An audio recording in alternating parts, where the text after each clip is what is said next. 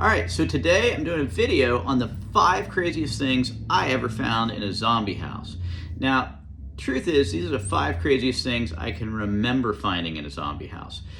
There may be some other crazier stuff, and if you guys watch the show and there's something you remember, hit me up and let me know. But for now, we're gonna go with this. Coming in at number 5 is a bottle of formaldehyde. We found that in the Copeland house, one of the historic houses we did. Interestingly, it specifically says use only on inanimate objects. So, not your kids or your dog.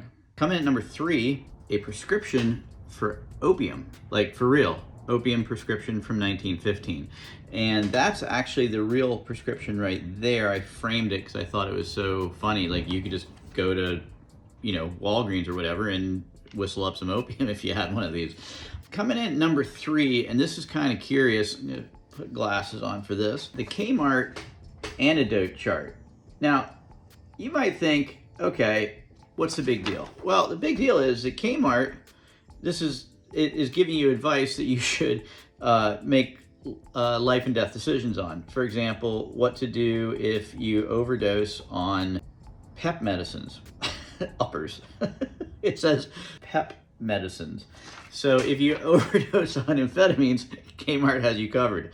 They also have you covered if you overdose on codeine, tranquilizers, sleeping medications, and barbiturates. And belladonna, which I have to think for a minute exactly what that is.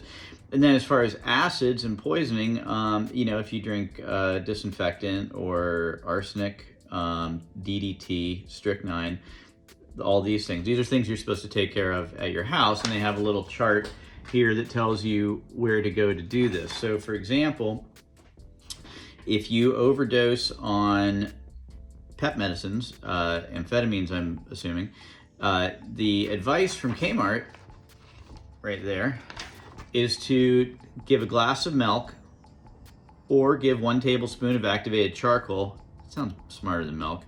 Or give, I can't make this up, a universal antidote. That sounds like some Batman stuff, a universal antidote. Quick, the universal bat antidote. Okay, so the number 2 craziest thing that I found in a zombie house is a rifle. This is a Winchester Model 67, and based on the serial number, we found out it was manufactured in 1923. It's a bolt-action, single-shot, 22 rifle. And we've actually found a few pistols and rifles in houses, but this one's kind of my favorite. It's really well made, and it's 100 years old this year, so it's pretty cool. So then the craziest thing that we've ever found in a zombie house, or at least I've ever found in a zombie house, and I hope you'll understand why I'm showing you a photograph of it, is a bottle of cyanide. Jesus. I can't even make this up. It's this particular one is sodium cyanide, so it's not quite in the same category, I think, as potassium cyanide, which is the stuff they use to, execute people with. But the sodium cyanide, I read about it, it's pretty awful stuff too. It sounds like it'll ruin your whole day. So there was a giant jar of that sitting in the that Lake Mary house, the one that was on the island surrounded by water. It was just, we opened a closet, there was a jar of cyanide right there. So just in this little review, we have the Kmart antidote chart, which tells you what to do if you overdose on pretty much all classes of drugs.